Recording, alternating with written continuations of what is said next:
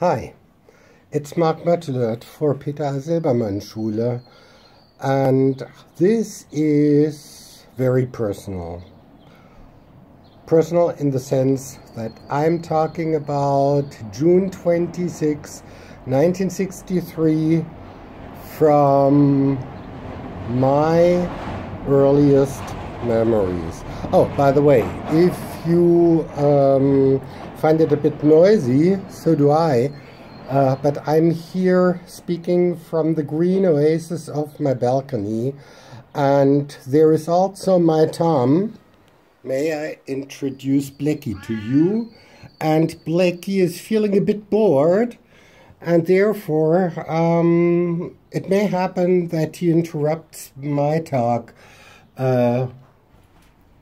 every now and then and comment on what I'm saying. Well, probably not comment on what I'm saying, but rather telling me to finish my talk and, well, play with him or entertain him, or I don't know, whatever. So this is very personal, that's what I said, and I'm going to talk about June 26, 1963. Now that was the day when President, when President John F. Kennedy came to visit Berlin. And it was a very special time. I was only 4 years old, so of course I don't remember what he was saying. I didn't speak any English at the time, of course. I didn't even have an idea that there were other languages outside of German. And the name President John F. Kennedy didn't mean anything to me. But my parents absolutely felt the need to go to Rudolf-Wilde-Platz. By the way, Rudolf-Wilde-Platz was renamed years later and is now John F. Kennedy Platz. So if you read my papers and you find Rudolf-Wilde-Platz and that doesn't ring a bell with you, no, you're just too young. I didn't know that open space was called Rudolf-Wilde-Platz myself until I read it there. Today, this place is known as John F. Kennedy Platz. Okay, so we are in 1963, and President Kennedy came to visit the city. He came and was accompanied by Chancellor Konrad Adenauer, the first German Chancellor. And I think, if my memory is right, that Willy Brandt was the governing mayor of Berlin at the time. Well, my parents took me to this reception, to the speech, and because I was only 4 years old and they couldn't leave me at home for, I don't know, 1 or 2 or 3 hours or so, they took me there, and I was seated quite comfortably on the shoulders of my dad. My dad was a tall man, and I was sitting on his shoulders like on a throne, and I had a perfect view of the masses of Berliners that had gathered there to listen to President Kennedy, which was quite an event. Now, what made this visit special? We have to go back in time to those years. It was 18 years after the Second World War had come to an end. Berlin was rebuilt, well, not completely rebuilt, actually. There were still open spaces where, and ruins, of course, all over the place, but there were also open spaces where houses had not been rebuilt. So the scars and wounds of the Second World War, especially of the final phase of that war, the Battle of Berlin, were still visible, and my parents, who had been teenagers when in 1945, when the war was over, had been through a very tough time.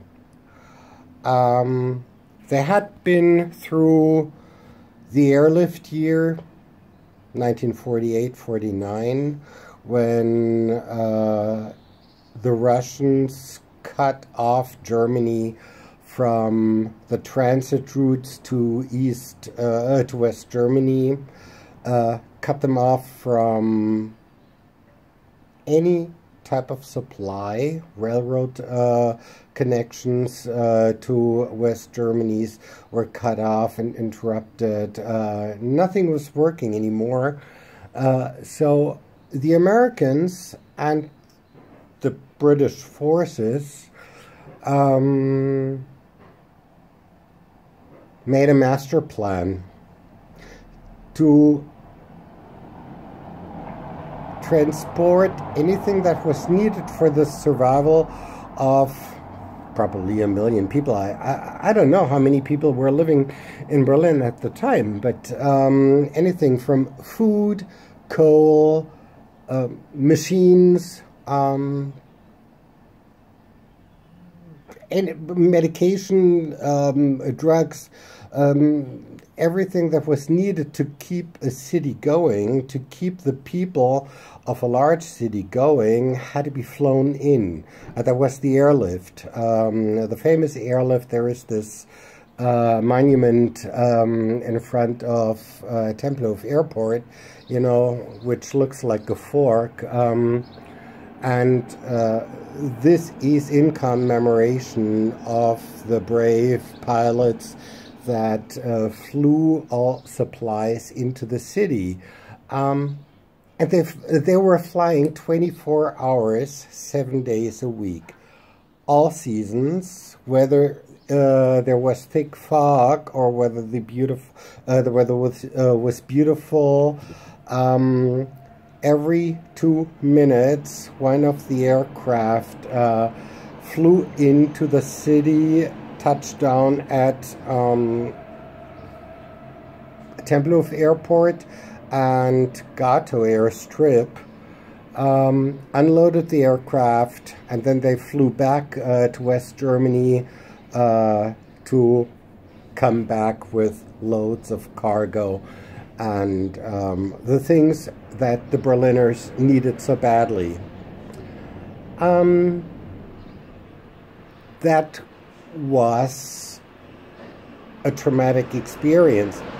Well, when I'm saying a traumatic experience, it was probably not quite as bad as the Second World War and the nights when the city was raided. That was probably the worst experience. That's at least what my mother says. The fear of death, the fear that the house might be hit by a bomb, explode and collapse over the heads of the families down in the basement. So that was probably more traumatic. But the fear of being cut off from all supplies, of being starved, a city that was virtually besieged, President Kennedy says. That was a time of siege. Yes, it was a time of siege. So this was one of the post-war dramas that my parents were going through, and then 2 years before Kennedy's visit in 1961, it was August 13th, a Sunday morning, when the wall was built. A lot of people had, or no, there were rumors that East German authorities, along with Soviet authorities, were planning to build a wall, but Ulbricht, you may remember, or you may have heard him say in that squeaky voice of his, niemand hat die Absicht, eine Mauer zu errichten. Well, that was a blatant lie, and they did eventually build that wall. So that was in 1961, and when President Kennedy's families were separated, couples were divided, husbands and spouses were divided by the wall, families were separated by the wall. Yes, so was my family.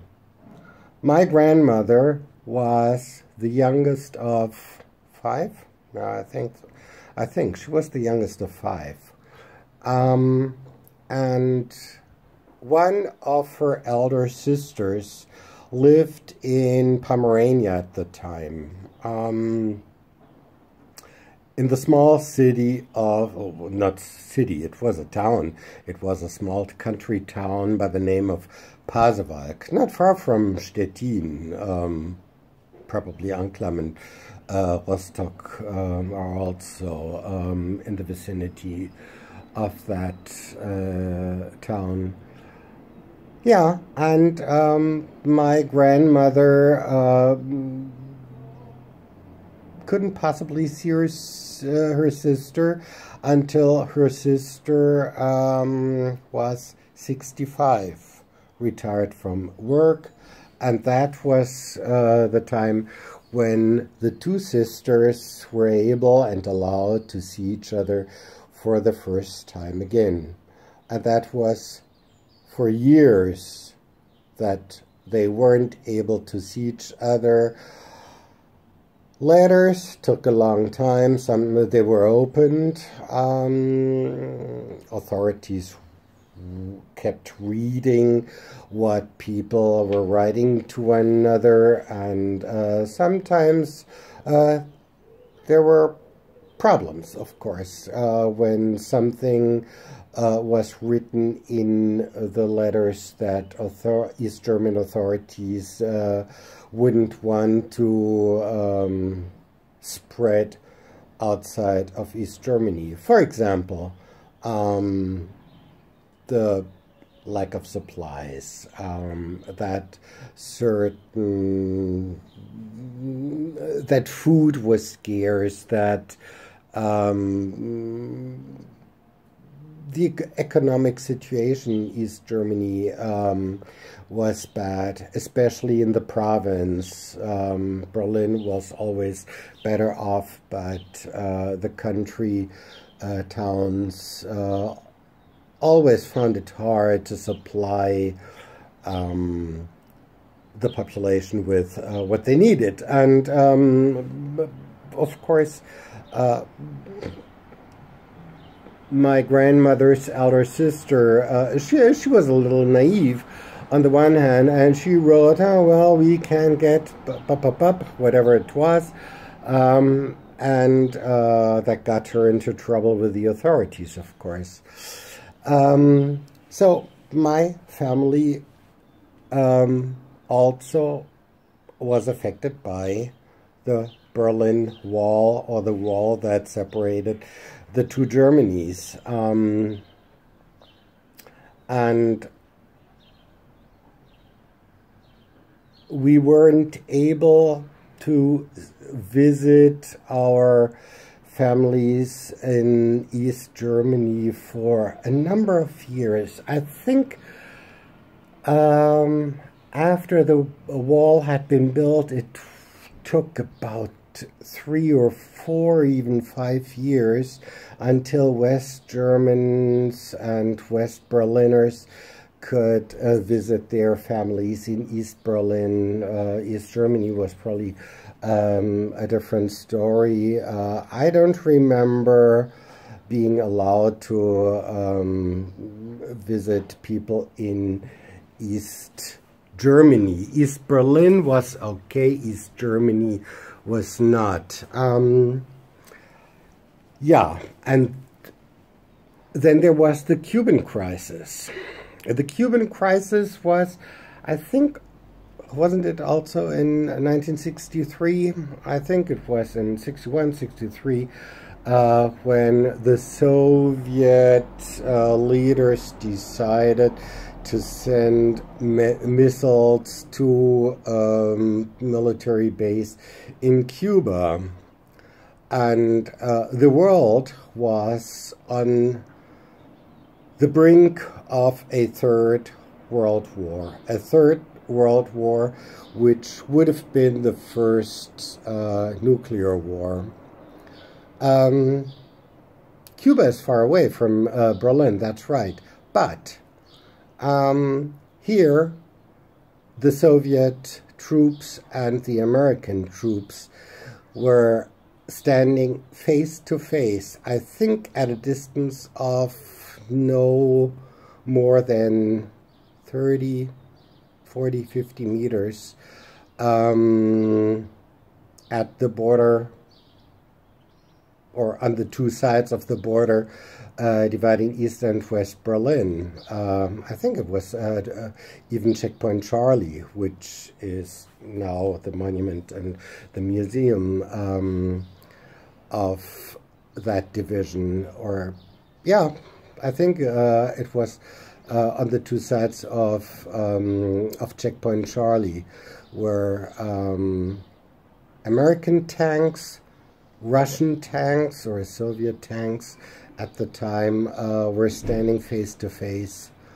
And if one of the people had lost control and fired the first shot, I don't know if we would be here talking about that day now. But thank God, nothing happened, no shot was fired, and eventually Khrushchev withdrew the missiles from the Cuban military base and withdrew them to the Soviet Union again. And the world was able to breathe again. So that was the spirit in which young President John F. Kennedy came to visit not only Germany, but also Berlin. And the people of Berlin were passionate about the Americans. The Americans being their friends and helped them survive the airlift, secured the freedom and democracy of Berlin after the wall had been built, and gave the Berliners the feeling that they would be safe and free for as long as America was at Germany's and Berlin's side.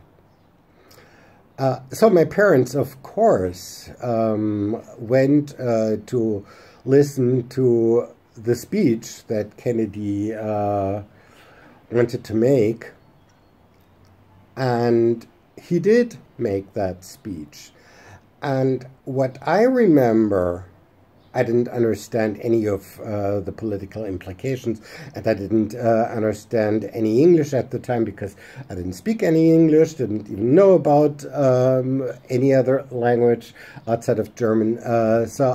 But I was there, and I'd never ever seen such a huge crowd of people. And if you go check out the recordings of that speech and listen to the response, to the emotional response of the people of Berlin, you will hear that there was a lot of enthusiasm, passion, love. It was determination. Yeah, it was also determination. Berlin had been the beacon light of freedom, and the Berliners felt like freedom fighters, and they were feeling that they wouldn't. They just wouldn't give in to any of the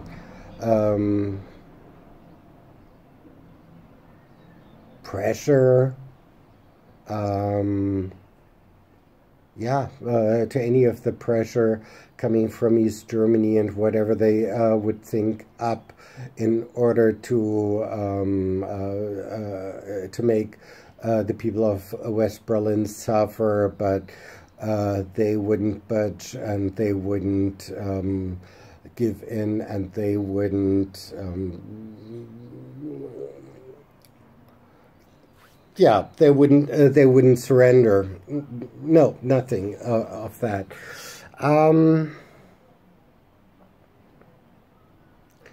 And since I had never seen such a huge crowd, of course, it terrified me. That is what I remember. And last year, I talked to my father about that memory. I said, yes, of course we were there, because he was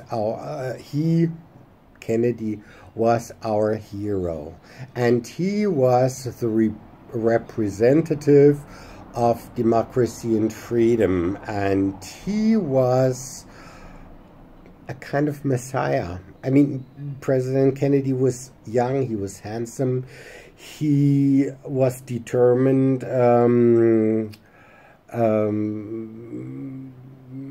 not to be pushed into anything by Khrushchev and the Politburo in Moscow. He was not intimidated, right? I think that is exactly the word I was looking for. I always thought there must be a better word. Yes, President Kennedy was not intimidated by Khrushchev, and the Berliners were not intimidated. Yeah, whatever was happening, they were not intimidated, and they were determined whatever happened, they wouldn't be intimidated by any of the German, East German authorities or the Soviet authorities. There is one thing, this doesn't have anything to do with Kennedy's visit, but, you know, there was a time before 1989, we had this S-Bahn system. And the S-Bahn was in the control of East German authorities. And West Berliners would not use the S-Bahn, even if they had to make a long detour using our BVG bus system and subway system. But the S-Bahn was no-go, and if people used the S-Bahn, they were looked upon as traitors, because the tickets, even though they were very, very cheap, I think an S-Bahn ticket cost 20 pfennigs, right, pfennigs, which is a little more than 10 cents today. It was excessively cheap, and the connections, the trains were riding at intervals of, I don't know, 5 or 6 or 7 minutes.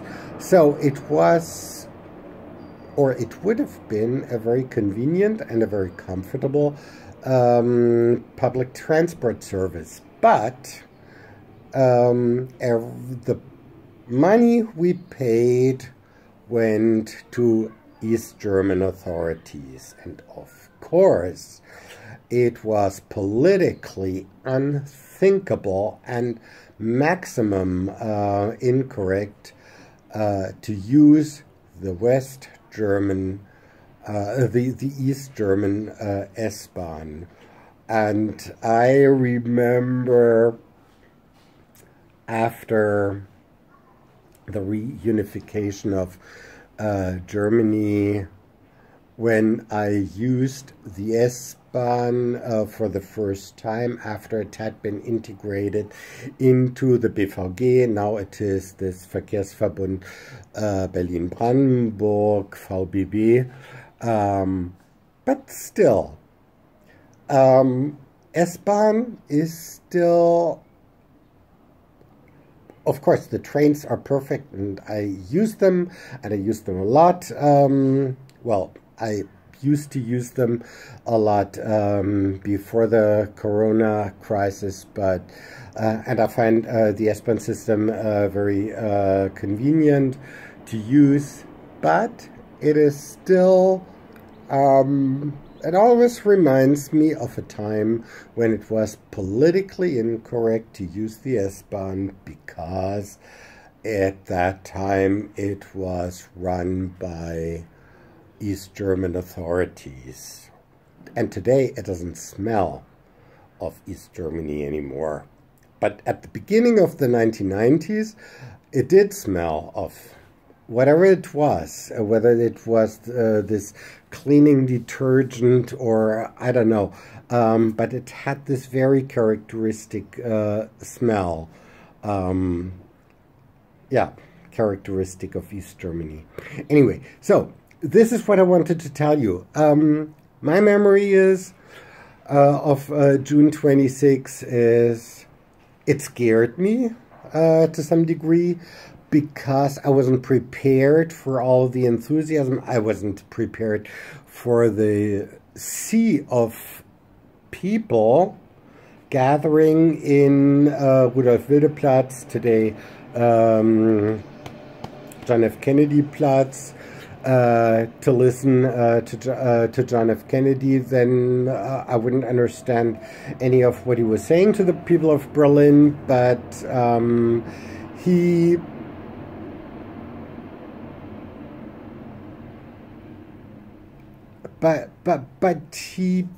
was really able to make them, to encourage their spirit of freedom and democracy, and not to budge, and not to